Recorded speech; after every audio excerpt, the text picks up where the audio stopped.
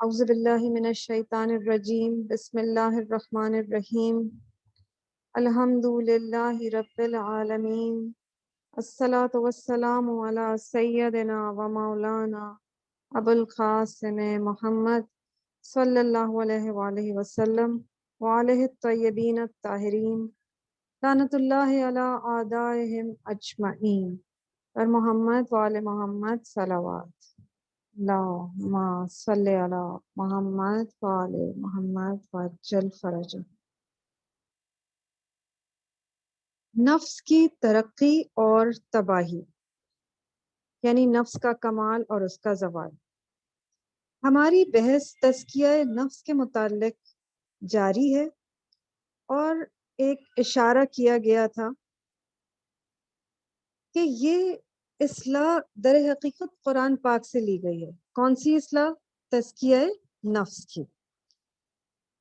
اس طرح سورہ شمس میں اللہ تعالیٰ فرماتا ہے وَنَفْسٍ وَمَا سَوَّاهَا فَأَلْهَمَهَا فُجُورَهَا وَتَقْوَاهَا قَدْ أَفْلَحَ مَنْ زَكَّاهَا وَقَدْ خَابَ مَنْ دَسَّاهَا۔ قسم ہے نفس کی اور اس کی جس نے اس کو بنایا اور سنوارا ہے، اور اس کے خیر و شر کو اس کو الہام کر دیا۔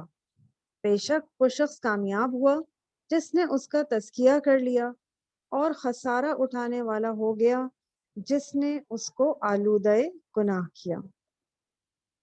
ان آیات میں اشارہ کیا گیا ہے کہ نفس ترقی اور بلندی کی صلاحیت بھی رکھتا ہے، اسی طرح زوال اور ناکامی کے اسباب بھی رکھتا ہے، رشد و کمال کی صلاحیت بھی رکھتا ہے، اور زوال و تباہی کی طاقت بھی رکھتا ہے۔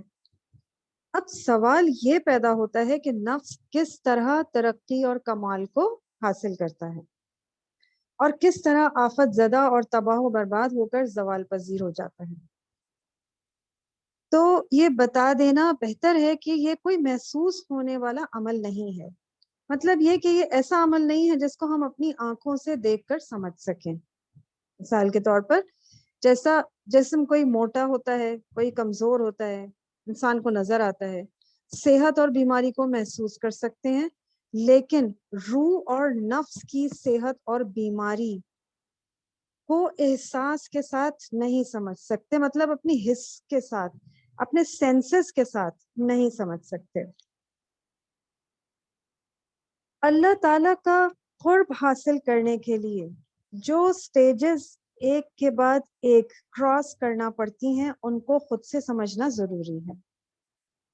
جب تک انسان خود کمال نفس کے مراحل کو اپنا نہیں لیتا، جب تک ترقی اور کمال نفس کے حقیقی معنی کو سمجھ نہیں سکتا۔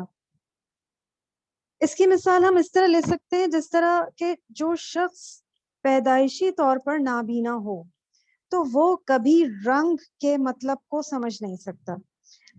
ہم جس قدر بھی کوشش کریں اس کے سامنے ایکسپلین کریں کہ باغ ہے، سرسبز و شاداب ہے، ہرا بھرا ہے، یا نیلا آسمان ہے، تو ہماری کوئی محنت نتیجہ نہیں دے گی اور وہ کسی چیز کو نہیں سمجھ سکے گا، کیونکہ اس نے کبھی اس کو دیکھا ہی نہیں۔ اگر ہم چاہیں کہ کسی چیز کی تعریف کر کے کسی شخص کو اس کے متعلق سمجھائیں تو وہ شخص جب تک پہلے سے اس چیز کا علم نہیں رکھتا ہوگا کچھ بھی نہیں سمجھ سکے گا۔ جس طرح کہ اگر اس چیز کے متعلق وہ تجربہ نہیں رکھتا ہوگا تو ہمارے اس کی کوئی ڈیفینیشن بتانے یا ایکسپلین کرنے سے اسے کچھ بھی سمجھ میں نہیں آئے گا۔ کمال نفس کا مسئلہ بھی اسی طرح کا ہے۔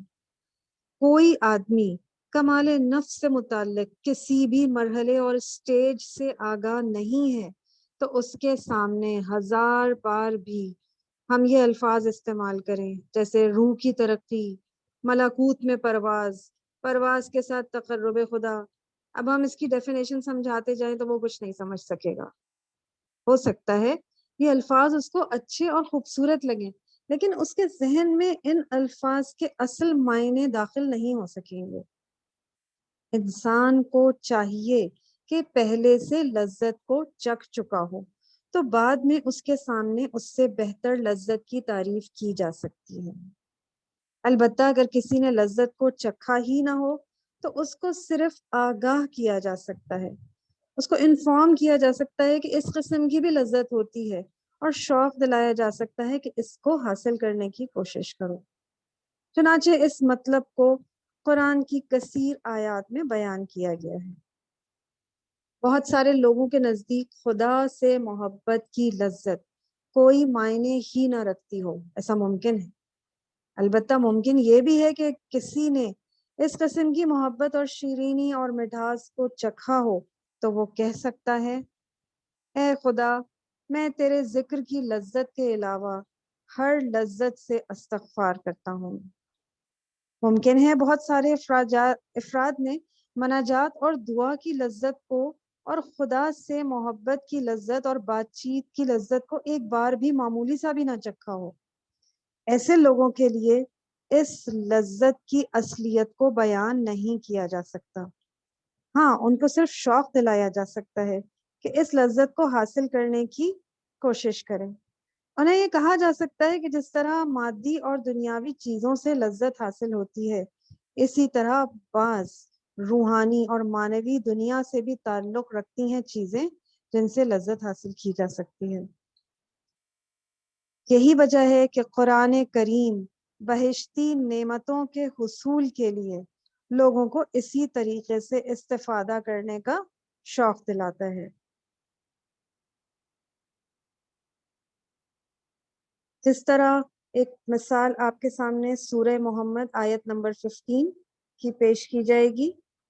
ترجمہ ہے، بہشت کی مثال جس کا پرہیزگاروں سے وعدہ کیا گیا ہے، وہ ایک باغ کی مثال ہے، اس میں پانی کی نہریں ہیں، جس پانی کی حقیقت کبھی بدلتی نہیں ہے، یعنی اس کا رنگ، بو، ذائقہ بدلتا نہیں ہے۔ اس میں دودھ کی نہریں ہیں جن کا ذائقہ کبھی تبدیل نہیں ہوتا، اور اس میں شراب کی نہریں ہیں جو پینے والوں کے لیے لذت بخش ہے، اور اس میں خالص شہد کی نہریں ہیں۔ قرآن مجید کوشش کرتا ہے کہ اس ایک سلسلہ ایسے مفاہیم اور لذتوں کا جاری کرے جن کو انسان پہلے سے جانتے ہیں، جن کے ذریعے انسانوں کو بہشت کی سعادت اور خدا کا قرب حاصل ہو سکے۔ پر محمد و آل محمد صلوات۔ اللہم صلی علی محمد و آل محمد وعجل فرجہم اجمعین۔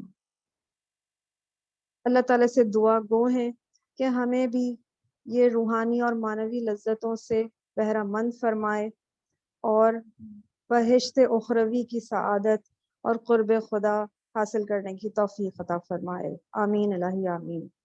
دعائے سلامتی امام زمانہ۔ بسم اللہ الرحمن الرحیم۔